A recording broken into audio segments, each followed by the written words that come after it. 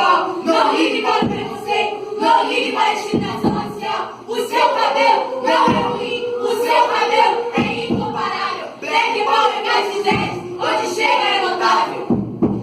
Meu cabelo é enrolado, por favor, fica na paz. Eu imploro pelo amor, o preto e o branco foram feitos pela mão do Criador. A samba do branco é igual ao do negro, a cor do sangue é sempre vermelho. Quando o branco e o preto morrer, qual a diferença do mundo ser?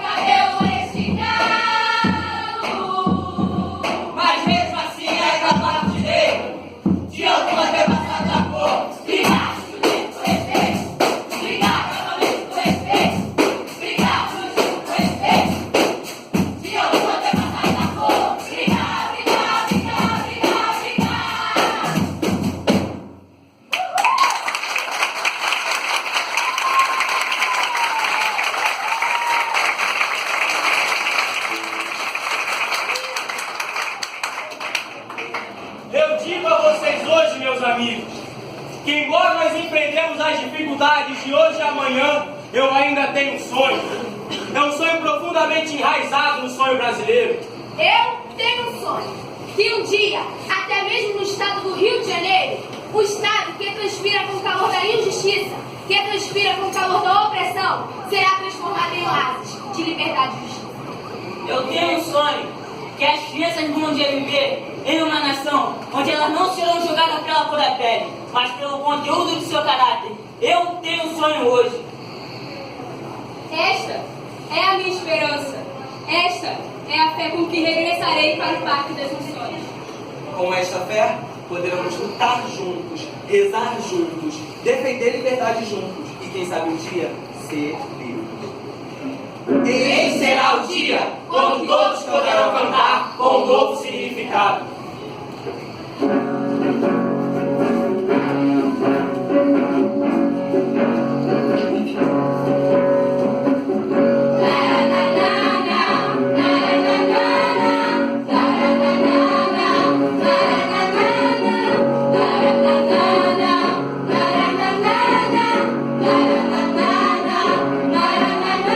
Se sou negro de cor, meu irmão de